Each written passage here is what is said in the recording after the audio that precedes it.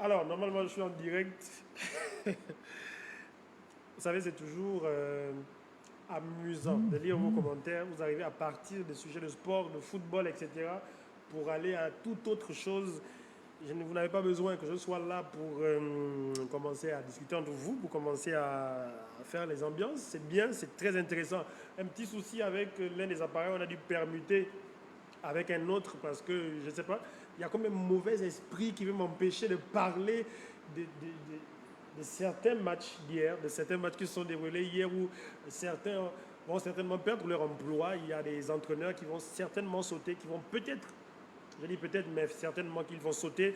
Je parle de OGS, qu'on appelle encore Ole Gunnar Solskjaer, qui est très en danger. Il y a aussi un certain Coman qui, lui, continue à multiplier les difficultés, continue à se mettre lui-même en difficulté. Bonsoir à tous et bienvenue pour le débrief de Maître Roma. Je ne sais même plus à quel débrief on est, mais je sais qu'on a déjà dépassé la dizaine. On doit être autour de 12 ou 13 pour ceux qui savent compter. Merci de me dire. Il y a un commentaire qui m'a amusé, c'est le commentaire de Joyce Edna concernant Eden Kombila qui a été reconnu comme, c'est quoi déjà, abonné moment clé. Moi-même, j'ai envie de savoir ce que abonné moment clé signifie parce que je suis un peu perdu quand même. Je suis juste un peu perdu.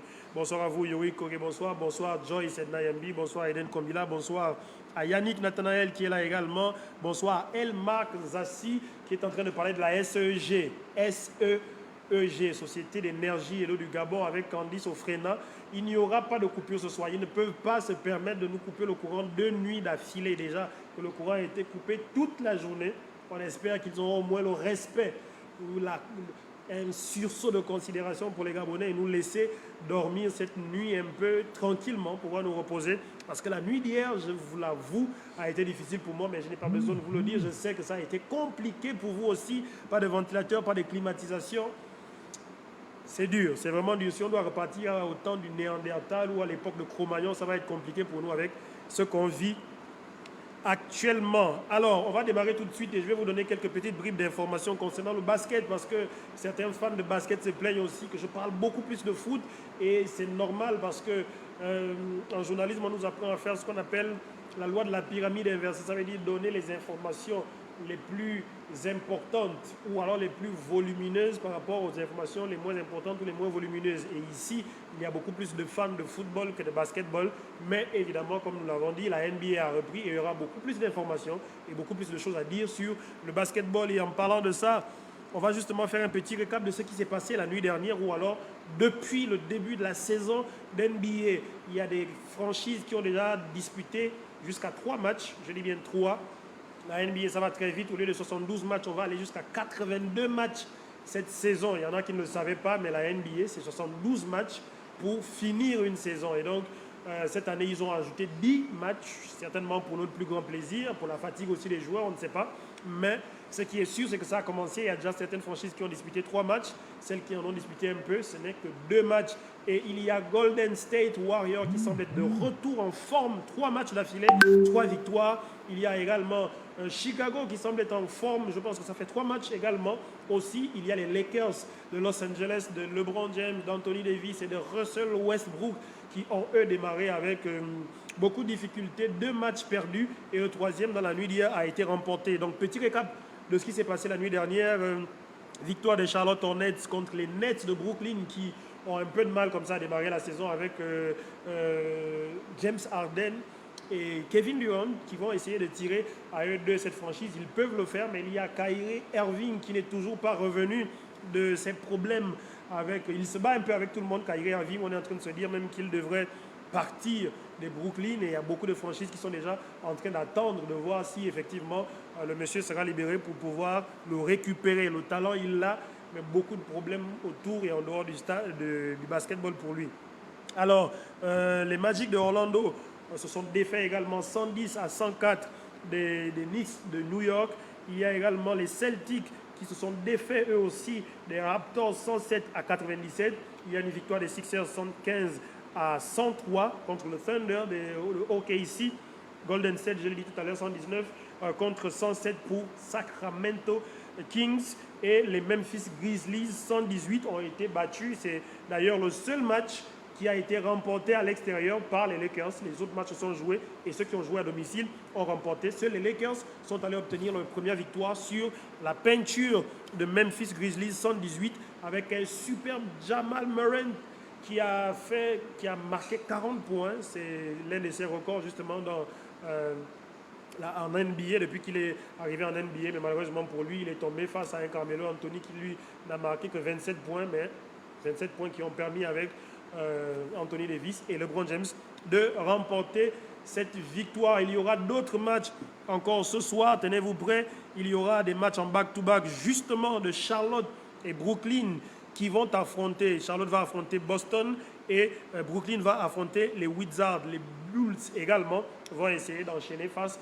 aux Raptors. Ce sera donc le troisième match des Bulls. Ça fait donc 2 matchs d'affilée, 2 victoires. Et les Bulls vont essayer d'enchaîner. Ce sera un début de saison comme ils n'en ont plus connu depuis quelques années déjà. Et le départ d'un certain Derrick Rose. Alors je suis sûr que les fans de basket savent de quoi je parle. Les fans de foot sont en train de se demander mais de quoi parle le texte actuellement. Mais ne vous en faites pas.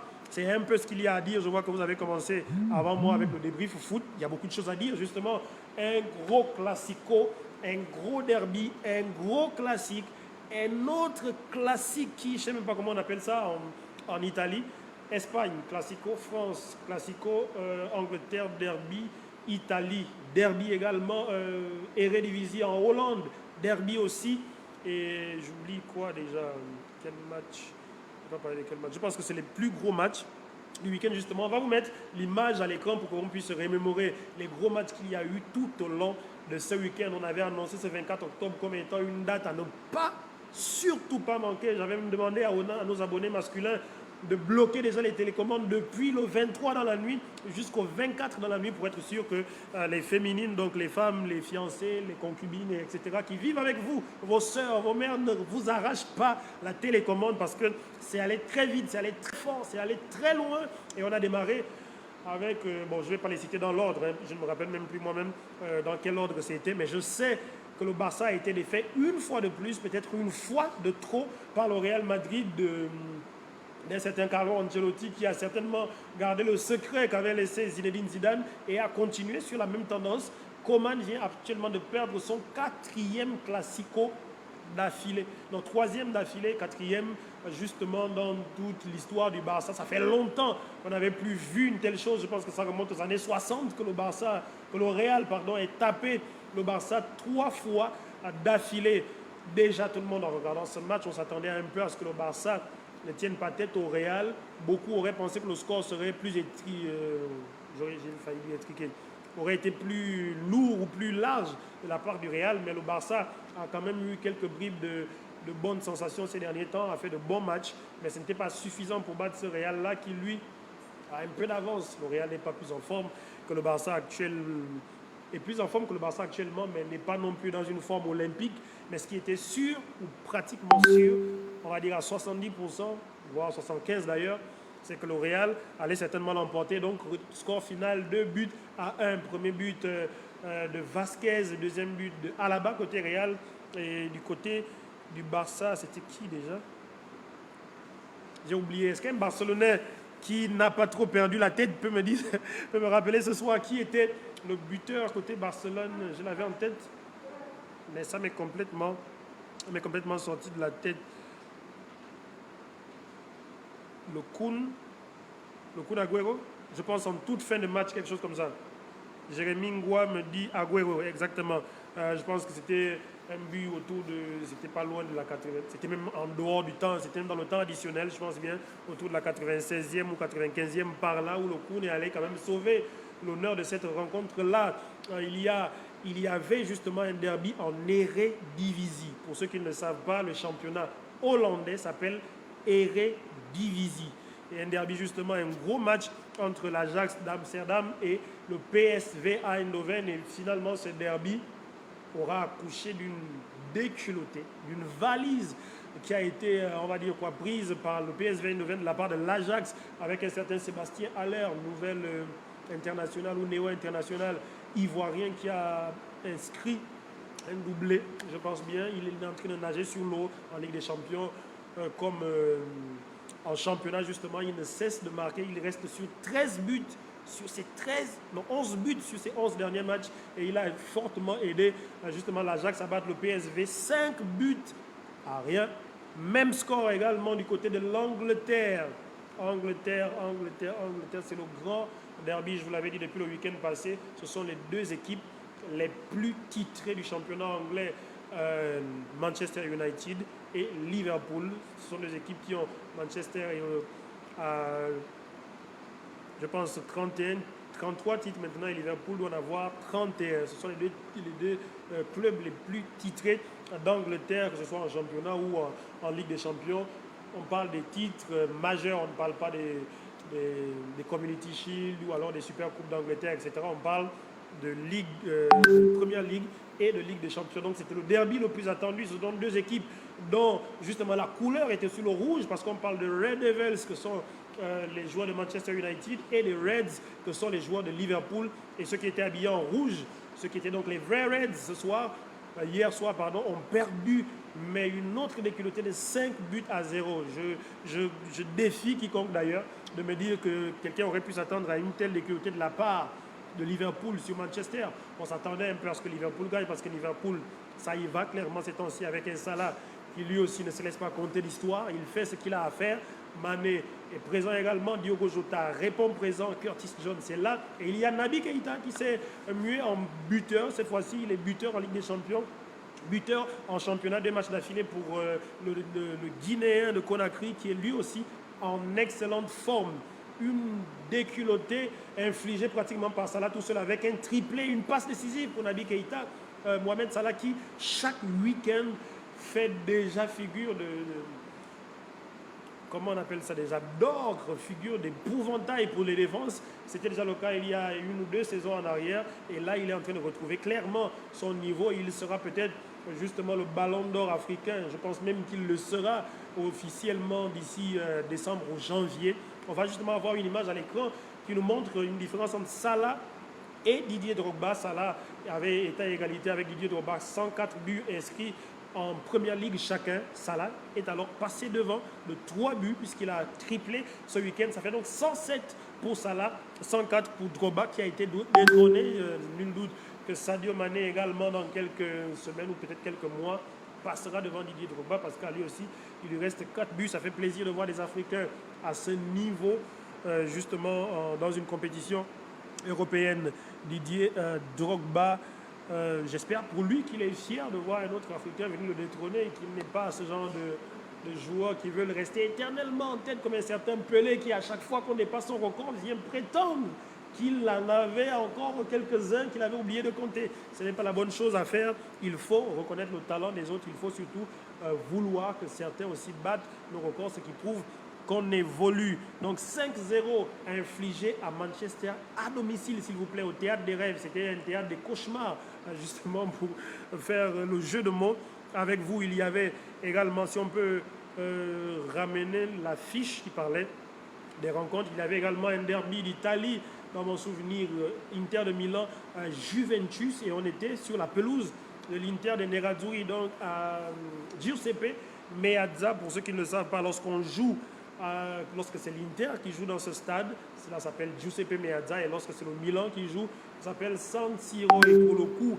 c'était justement l'Inter qui jouait à domicile contre la Juventus, l'Inter qui a mené au score et qui s'est fait rattraper un peu vers la fin du match par la Juventus. Score final, 1 but partout. Et le dernier match, c'est le classique de France, Marseille-PSG. Ça s'est joué à l'Orange Vélodrome, un Orange Vélodrome chauffé à bloc, qui a vu Marseille tenir Paris en échec.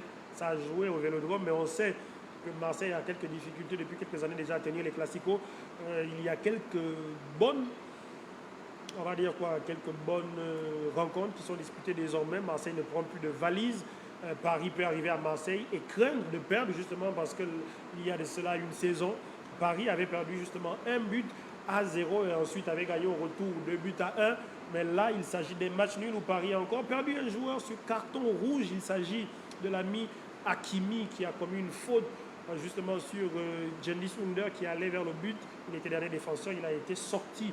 Marseille, malheureusement, je dis malheureusement, n'a pas pu remporter ce match qui était désormais à sa portée à 11 contre 10. Marseille aurait dû gagner, mais Marseille avait un peu quelques difficultés. Il se disait peut-être que si on joue le coup à fond, on pourrait aller perdre. C'est déjà un bon point contre Paris, ce qui est inespéré quand on joue contre un homme contre Paris, lorsqu'on sait quels sont les joueurs qui sont dans cette équipe-là.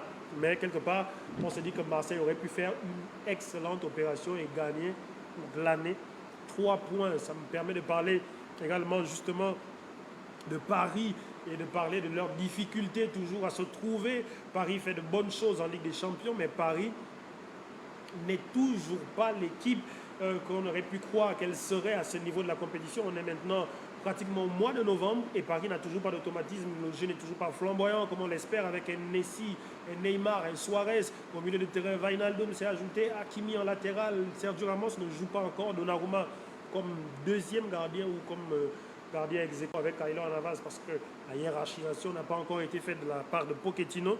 Mais Paris gagne des matchs, mais pas de façon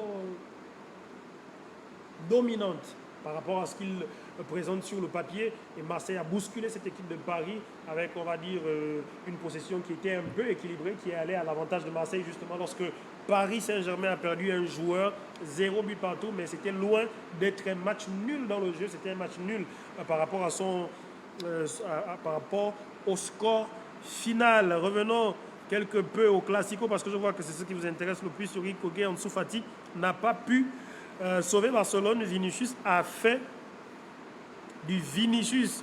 Et effectivement, Vinicius, on s'attendait à ce qu'il fasse un gros match, mais il est retombé un peu dans ses travers, il faut le reconnaître. Il a fait de grandes différences, il a éliminé dans le jeu, il s'est créé des occasions, mais il s'est retrouvé à nous refaire les mêmes choses qu'il faisait déjà il y a de cela quelques mois ou quelques années en arrière, où il se retrouve dans des situations où il doit transformer et il finit par rater. Il s'est amusé de Migueza pendant tout le match pratiquement, mais il n'a pas pu en tirer avantage. Alors, Graham Carter, Ansu Fati est encore à 45%. C'est facile à dire, Youri Kogué, parce que lorsqu'Ansu Fati marque, on a l'impression qu'il est déjà à 100% et tous les Barcelonais semblent dire qu'il est déjà à 100%, mais lorsqu'il ne fait rien, on dit qu'il est à 45%. Déjà 45%, c'est facile à dire, Youri Kogué. Lorsqu'un joueur peut disputer un match comme titulaire, un classico, ça veut dire qu'il est un peu plus de 45%. On ne va pas dire 45%, on va dire autour de 75-80%. Il n'est pas encore en pleine possession de ses capacités, mais dans le football, on n'est pas là pour voir si quelqu'un n'est pas en possession de ses capacités, on est là pour voir ce que le talent laisse voir, ce que l'état de forme laisse voir par rapport aux entraînements, etc. Si son coach la ligne titulaire dans un classico, c'est qu'il peut le jouer et il doit pouvoir montrer de bonnes choses. Karim Benzema a été un peu fantomatique aussi, on s'attendait à ce qu'il fasse une grande rencontre, surtout que cette semaine, la liste va être arrêtée, on va dire, le ballon d'or va être décidé cette semaine, les votes vont être arrêtés. C'est vrai qu'on va on va décerner le titre en janvier, mais c'est dès cette fin de mois d'octobre que les votes vont être bouclés. On va simplement attendre de voir qui sera vainqueur. On se serait dit que si Karim Benzema ou Lionel Messi avaient gagné ce classico ou ce classique avec beaucoup d'entrain, avec 2 buts, un doublé ou un triplé chacun, ou je ne sais pas moi, en ayant des grosses stats, il aurait pu être super favori pour ce ballon d'or. Et là, on reste un peu dans l'expectative. On ne sait pas vraiment qui va finir par avoir ce titre-là. Youri Kogué confirme qu'effectivement, c'était le Kun qui a marqué le but du FC Barcelone. Le Kun qui montre qu'il est de retour de blessure, qu'il pourra aider ce Barça un peu plus loin dans la saison. Et c'est une bonne chose. À la 97e, merci beaucoup Youri Kogué. Vous suivez et on sent que le Barcelonais a suivi et que c'était le but qui lui a redonné de l'espoir. C'est bien Youri Kogué. Agüero en toute fin de match nous dit Eden Kombila, ok, l'Ajax a balayé les autres 5-0, les autres c'est le PSV à Eindhoven, c'est deux des meilleures équipes du championnat de Eredivisie. Je vais me dire que ce sont les meilleures équipes historiques avec le Feyenoord qui lui n'existe plus, mais l'Ajax et le PSV sont les équipes Donc lorsqu'on parle d'Eredivisie ou d'on parle de Hollande, ce sont ces équipes-là. On s'attendait à avoir un match avec 3-2 ou 4-3 ou 2-1 ou 1-1. On se retrouve avec une déculottée, tout comme en Angleterre. C'est dommage, mais bon, pour les gros fans de but, ils se sont régalés. Mais pour ceux qui s'attendaient à avoir des chocs, ils ont été un peu déçus quand même. Alors, Joyce Nayembi, donc un Real qui n'est pas en forme arrive à gagner au Camp Nou, mais le Real, on a l'impression qu'ils peuvent gagner au Camp Nou maintenant comme ils veulent parce qu'il n'y a plus de grosse adversité, le Barça est en difficulté et on espère vraiment que ce Barça puisse se retrouver un peu pour qu'on puisse avoir un retour d'un Classico qui fait parler, un Classico qui nous fait frémir de joie et de crainte, qui nous fait paniquer, mais là, on a l'impression de regarder chaque Classico et de se dire, bon, le Barça perdra certainement à la fin. Sur quel score, on ne sait pas, mais il perdra certainement. La prestation de Saliba, merci Eden Kombila. Ce serait bien de me garder ça pour les Ndos et les Mboutman. On est, on va dire maintenant, à combien de minutes là? 31 minutes ou 40. Il nous reste à peu près 5 minutes. Ce serait bien déjà de me mettre de côté vos Ndos et vos Mboutman de ce week-end. On va choisir justement, je propose qu'on choisisse ces Ndos et ces Mboutman sur cette liste de 5 matchs qui sont sur 6 matchs.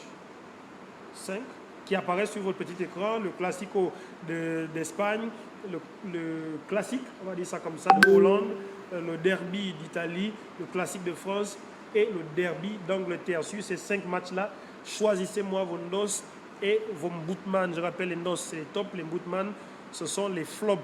Et je ne suis pas certain qu'un... Je vais changer ma formulation. Je ne suis pas sûr qu'un certain Lionel Messi apparaisse beaucoup dans les noces. Je pense même qu'il va apparaître dans les Mboutman. Et d'ailleurs, je vais ouvrir le bal et dire que mon Mboutman à moi, justement, c'est Lionel Messi. Et parce que d'un tel joueur, on s'attend à beaucoup de choses. On s'attend à ce qu'il fasse les différences. On s'attend à ce qu'il porte une équipe. Parce qu'à la différence d'un CR7, on l'a souvent dit, l'un, avec le temps, est devenu un finisseur. Simplement, il n'a plus beaucoup d'influence dans le jeu, si ce n'est aux alentours de la surface. Et l'autre a reculé un peu dans le jeu. Et les liés qu'ils étaient tous les deux, un est devenu attaquant et l'autre est devenu milieu de terrain. Et donc, comme on dit dans le jargon footballistique, playmaker. Vous avez l'image à l'écran. L'équipe a choisi de donner à Lionel Messi 4 sur 10 comme note, ce qui est l'une des pires notes certainement de son équipe. Alors, Lionel Messi, je suis sûr qu'il n'est pas habitué à avoir ce genre de notes, mais je peux déjà dire que depuis qu'il est arrivé en Ligue 1 et donc à Paris, c'est autour de ça, c'est sa moyenne de notes. Si on doit noter l'arrivée de Messi ou ses prestations depuis qu'il est au Paris Saint-Germain, je ne pense pas qu'il mérite plus de 4. Ce serait bien de me donner votre avis justement sur cette question-là, mais c'est vraiment 4 sur 10 qu'il peut avoir au mieux si on doit noter les 4 rencontres qu'il a déjà disputées en Ligue 1, justement, 4 rencontres, 0 but, 0 passe décisive de la part de Lionel Messi. Ça n'était plus arrivé depuis 2007, les amis. Nous sommes en 2021, nous sommes en train d'aller en 2022, donc ça veut dire que ça fait à peu près 2021, ça fait à peu près 14 ans que Lionel Messi n'avait plus montré une telle irrégularité dans le jeu. 4 rencontres de championnat sans avoir été décisif une seule fois, c'est tout bonnement inexistant depuis l'année 2007, donc 14 années, et ça correspond justement aux 14 années depuis lesquelles lui et Cristiano Ronaldo se tirent la bourre au-dessus de tous les autres joueurs, de tous les autres champions, de toutes les autres stars. Et comme DOS, j'hésite beaucoup, moi, avec Alaba, entre Alaba justement et Mo Salah, parce que bon, Mo Salah dire qu'il est le DOS, je ne sais pas, ce serait un doux euphémisme quand même, parce qu'un triplé dans un derby de Manchester contre Liverpool, je ne sais pas s'il y a beaucoup de joueurs de Liverpool qui ont fait ça dans leur carrière, je doute même qu'il y en ait, ou alors ils l'ont fait peut-être une fois, mais Mo Salah, arriver à faire ça, ça fait de lui le NOS, des NOS, mais j'ai envie de penser aussi, comme je le disais, à David Alaba qui est arrivé un peu au Real à grande pompe et il y avait eu des soucis par rapport à son dossard, justement, David Alaba, si on peut le mettre à l'écran, qui a été l'un des buteurs de ce Classico. C'est son premier Classico et déjà un but dans le Classico. Il donne l'impression de prendre le dossard à 4 de Sergio Ramos sans pression. Justement, il semble jouer sans avoir de pression sur les épaules et ce qui est un peu normal lorsqu'on est un joueur de la trempe de David Alaba, de se dire qu'on a joué au Bayern Munich pratiquement toute sa vie. Ça fait maintenant 7-8 saisons qu'il avait joué au Bayern de Munich. Il a gagné 2 Ligues des Champions, il a gagné les championnats à l'appel, je pense 8 ou 9 championnats. Non, 7 ou 8 championnats. Le nombre d'années qu'il a passé au Bayern, il a remporté pratiquement le nombre de championnats, Ligue des Champions, Coupe d'Allemagne, Super Coupe d'Allemagne. Il a pratiquement tout remporté dans un grand club européen. C'est donc pour moi normal qu'arrivé au Real de Madrid, il s'en sorte, même si le Real, c'est quand même un palier au-dessus du Bayern de Munich. Alors, Lendos, Lionel Messi nous dit Joyce Nayembi. Je ne vais pas refuser ton os parce que je ne refuse le NOS ni le bootman de personne. Si tu trouves qu'avec une note de 4 délivrée par l'équipe, qui est justement un média français, toi tu peux lui donner le titre de Lendos. C'est tout à ton honneur, Joyce Nayembi. Belle prestation de Saliba, oui, très belle prestation. J'ai à l'image un tacle rageur ou ravageur qu'il va mettre sur un Kylian Mbappé qui est en train de s'enfuir vers les buts. Et on sait très bien que lorsque Kylian Mbappé a pris de la vitesse et il se retrouve face au but comme ça, généralement ça finit par le ballon finit au fond des filets. Et là, William Saliba, il a d'ailleurs dit lors de son interview de fin de match qu'il se tacle là, dans sa tête, il se dit soit je prends un carton rouge, soit je sauve mon équipe. Et justement, il a tenté, il a sauvé son équipe. Il n'y avait plus que ça à faire parce qu'il y avait 0-0, on était autour de la 80e minute et il s'est dit, laissez partir Mbappé comme ça, si Paris marque, c'est pas sûr qu'on revienne. Alors donc, ils sont déjà dit, si nous aussi on finit à 10, c'est pas bien grave, je vais me sacrifier. Et il a eu la bonne idée, la bonne inspiration, que dis-je, de le faire. Alors, Eden Kombila nous dit, CR7, Bootman, et je suis assez d'accord, c'est quand même incroyable de se dire que CR7 dispute son premier derby depuis son retour en Angleterre. Il prend une déculottée avec Man United et il n'a rien foutu dans le match. Il a été fantomatique. Il s'est même, on va dire quoi, il s'est même permis d'aller commettre une faute qui, pour moi, aurait pu valoir un rouge ou aurait peut-être dû valoir un rouge lorsqu'il manifeste sa colère ou alors sa frustration sur le moment en allant shooter le ballon qui est déjà arrêté. Et en dessous de Curtis Jones, milieu de terrain de Liverpool, il aurait dû prendre un rouge. Peut-être que c'est parce que c'est CR7 et il est à Old Trafford qu'il ne le prend pas. Peut-être justement sa carrière parle pour lui, le terrain parle pour lui. Mais c'est clairement le Mboutman, c'est certainement même le Mboutman des Mboutman sur ce coup-là, encore pire que Lionel Messi qui lui, généralement il fait de bons matchs. S'il n'est pas décisif, on lui tape dessus, mais c'est un set qui n'est pas un playmaker lorsqu'il ne peut pas être décisif en passe ou en but dans le match. Généralement, on ne le voit pas beaucoup et c'est ce qui s'est passé. Je suis d'accord avec toi, Eden Kombila, je suis d'accord avec toi également, Yorick Kogé, qui dit c'est un set et qui ajoute Coman comme Bootman parce que ça commence à être répétitif. Coman n'arrive pas à trouver des solutions. Au contraire, il opère des choix qui n'ont pas grande influence sur le match, qui ne change pas grand-chose. Généralement, il aligne ses meilleurs joueurs et lorsque c'est difficile, lorsque le match s'avère être perdu ou s'avère être dominé par l'adversaire, il n'arrive pas à trouver les ressorts pour changer la physionomie de la rencontre. Bootman également, pour Yorick Kogé qui nous dit Ndos Salah. Oui, je suis d'accord avec toi. Yorick Kogé Salah, Ndos, Ndos. Ningwa qui nous dit Ndos Mo Salah, Alaba. Et Dybala, oui, Dybala revient de blessure et Dybala vient sauver la Juventus de Turin, je pense, sur penalty, sa réalisation déjà. C'est déjà bien qu'il soit de retour, mais j'ai souvent un arrière-goût amer à propos de ce joueur parce qu'on a l'impression qu'il est revenu. Là, il va faire du bien à la Juve, mais il va faire du bien à la Juve sur 2 ou 3 matchs et il sera à nouveau blessé. Je ne sais pas si c'est une question d'hygiène de vie ou alors simplement que son métabolisme n'est pas assez costaud pour supporter la charge de travail qu'il faut pour être un joueur professionnel, mais on ne peut pas se blesser comme ça de façon récurrente alors qu'on est le joueur qui est le plus protégé, il est surprotégé. Dybala à la Juventus, il y a déjà le président de la Juve, Agnelli, qui veut le renouveler pour un autre bail jusqu'en 2025 ou 2026. Vous imaginez un joueur qui fait maximum 15 matchs par saison, parfois 11 ou 12. Il atteint rarement les 20 matchs dans une saison parce qu'il se blesse énormément. On trouve le moyen de dire qu'on veut le prolonger pour 4 ou 5 saisons encore. Ça veut dire qu'on a confiance en vous, ça veut dire que le talent y est. Et malheureusement, ce joueur-là n'arrive pas souvent à continuer à montrer ce qu'on espère ou ce qu'on attend de lui. Yorin Kogé qui nous demande s'il y a coupure. Non, il n'y a pas coupure de mon côté. Je ne sais pas si d'autres personnes ont un problème de leur côté.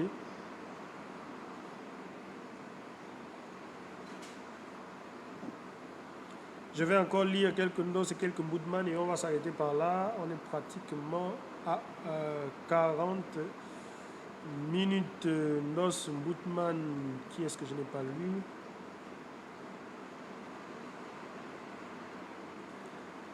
J'avais pas lu ce message de Jérémy Ngoua qui parle de Bameyang qui devrait atteindre, ce serait bien qu'il atteigne lui aussi ce record de 100 buts. Oui, il peut l'atteindre, mais s'il reste dans l'équipe d'Arsenal que je vois actuellement, il risque de ne pas les atteindre parce qu'Aubameyang a déjà du mal à nous faire plus de 10 buts la saison.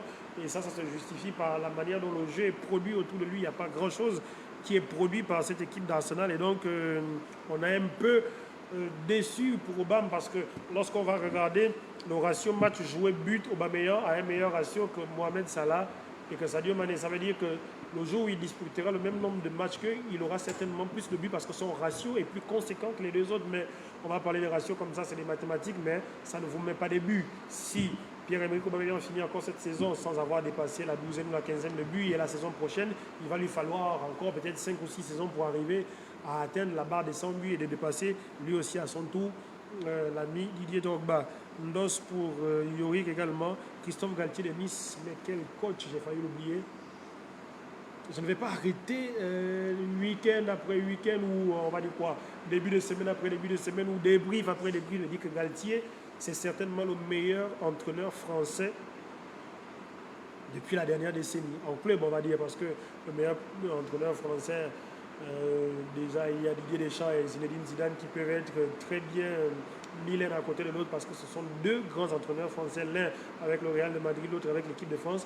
Mais en Ligue 1, Christophe Galtier n'a pas son deux, il n'a pas de camarade, il n'a pas d'adversaire, il est simplement seul. Quel renversement de situation de la part de Nice, mais le 2-0 qui est revenu pour gagner 3-2 en toute fin de match. Et ça, à cause des changements de Christophe Galtier. Justement, on va revenir au changement qu'est incapable d'opérer un certain Coman, est incapable d'opérer un certain Ole Gunnar Solskjaer. Ce sont deux entraîneurs qui, eux, lorsque le match est déjà difficile à jouer, n'arrivent pas à tirer le meilleur de leurs joueurs. Et effectivement, Yorick Kogé, Galtier est quelqu'un qui... c'est normal que tu le kiffes parce que beaucoup de gens le kiffent et je me suis toujours demandé, lui qui est Marseillais, pourquoi ne pas un jour venir ramener Marseille au top niveau de la Ligue 1. Moi, je me dis qu'avec l'effectif que Marseille a actuellement, Christophe Galtier pouvait tenir tête à Paris sans vouloir remettre en cause les capacités de Sampaoli qui fait jouer de façon superbe Marseille, qui arrive à mettre en difficulté la Lazio, arrive à mettre en difficulté Paris, arrive à faire déjouer de grandes équipes, même Marseille qui a du mal à justement remporter ces gros matchs-là. Et Galtier, lui, avec Lille, l'a fait et avec Nice, est en train de le faire. On est en train d'aller vers la fin.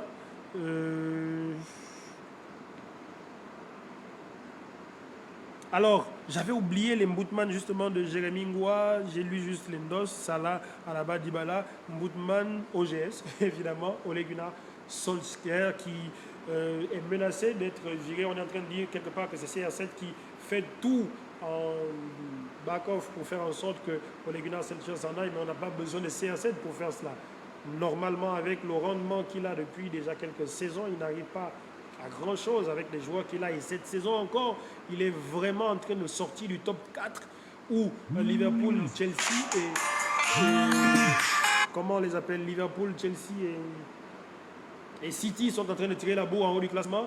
Lui avec Man U, ils sont simplement en train de descendre dans le classement. Ils vont se retrouver en dehors du top 5. Et si rien n'est fait, Man United, avec tout ce qu'ils ont comme armada, ne pourra certainement rien espérer cette année également. L'autre Moodman pour Jérémy, c'est Maguire. Lorsque vous êtes un défenseur qui a été acheté 90 millions de livres sterling ou d'euros, je ne me rappelle plus trop, vous ne devez pas prendre 5 buts, vous ne devez pas être dans la défense qui prend 5 buts. Ça veut dire qu'il y a un problème avec vous. On va dire que le bloc n'était pas en place, on va dire que Ole Gunnar Solskjaer fait pas ce qu'il faut, mais vous, Maguire, vous ne pouvez pas vous faire manger sur toutes les actions. Et on voit que sur toutes les actions, c'est Luke Shaw qui essaye de venir à 2 reprises sauver la baraque. Maguire n'est jamais pratiquement placé lors de ces 5 buts encaissés par son équipe. Et il y a également Migueza de la part de Jérémy Ngoua. Migueza est normalement, comme je l'ai dit, qui s'est fait ramer, comme on dit au quartier, par Vinicius pendant tout un classico. C'est dommage. Piqué, qui est souvent remis en cause, était un peu plus costaud sur ce match-là. Par rapport à ce qu'on voit de ses prestations, on se serait dit que Piqué aurait subi dans un tel match, mais il a montré de l'orgueil, il a montré qu'il a été un grand champion. Mais les jeunes comme Migueza doivent encore prendre des coups et grandir. Alors les amis, merci de nous avoir suivis. Voilà comment s'arrête cet énième numéro du débrief de Maître Roma. On se retrouve certainement la semaine prochaine. Il y a encore de gros matchs justement cette semaine en championnat européen et justement le week-end en championnat. On va se retrouver lundi prochain à la même heure pour pouvoir débriefer tous ensemble et certainement préparer d'autres doses et d'autres comme Bootman. Merci d'avoir été connecté. On se dit à ciao, bye bye.